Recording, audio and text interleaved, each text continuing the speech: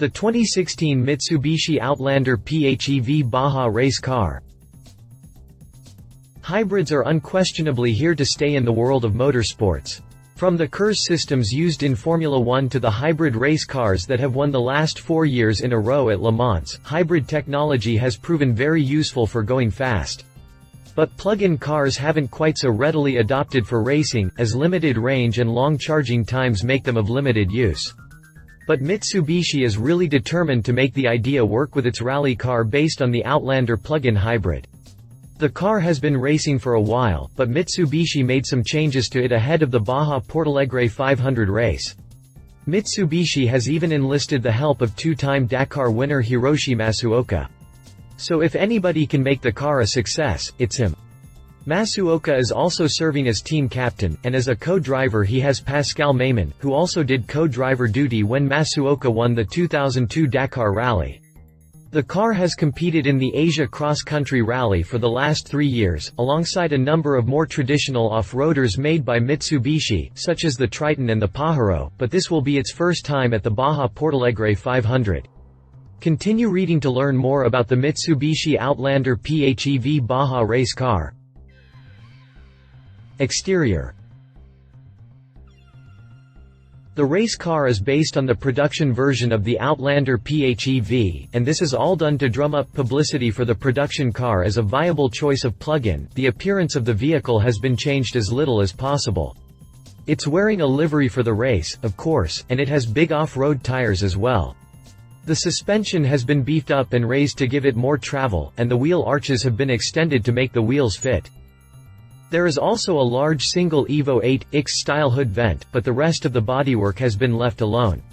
All told, if there were a factory Outlander Evo, and it has been rumored that Mitsubishi is planning to do just that with the next generation of the vehicle, you can imagine that would look pretty much just like this.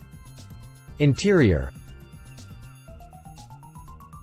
This is one of the more entertaining parts of the race car. There are a lot of the sort of modification that would expect to see in a race car, such as a roll cage and a racing wheel. The carpet has been ripped out and so have all of the seats, with a pair of Recaro buckets being substituted for both the driver and navigator. But the dash has been left stock, so the infotainment system is still there, as well as the climate controls, and the car is even still using the stock gauges. The door panels, with the power lock and window controls, are still there, and so is the center console and all of the cup holders.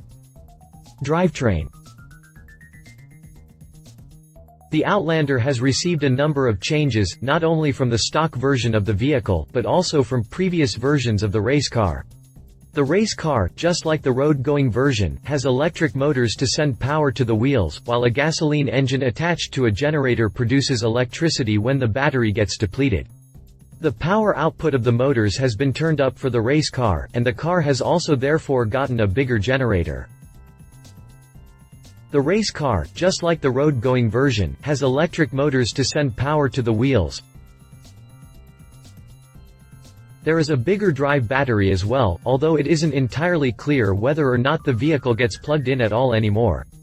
The road-going version of the car has an electric-only range of just 32.5 miles, and even with a bigger battery, it will be drained a lot faster when racing, long before the car is anywhere near the end of the stage.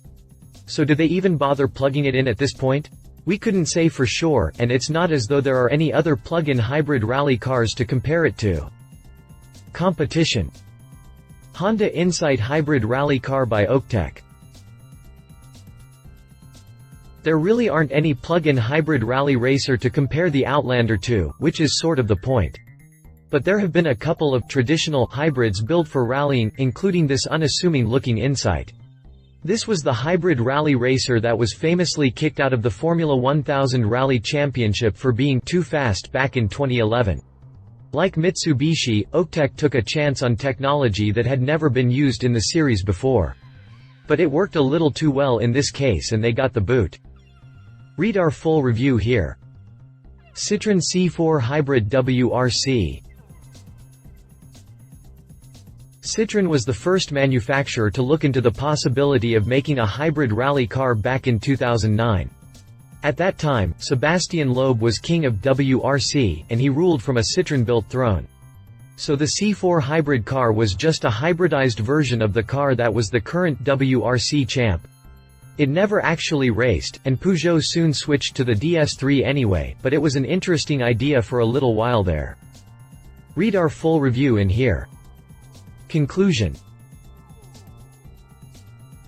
Assuming that the Mitsubishi team intend to plug the car in and start off the rally stages with a full battery, the Baja Portalegre 500 Rally is a much more suitable place for it race than the Asia Cross Country Rally.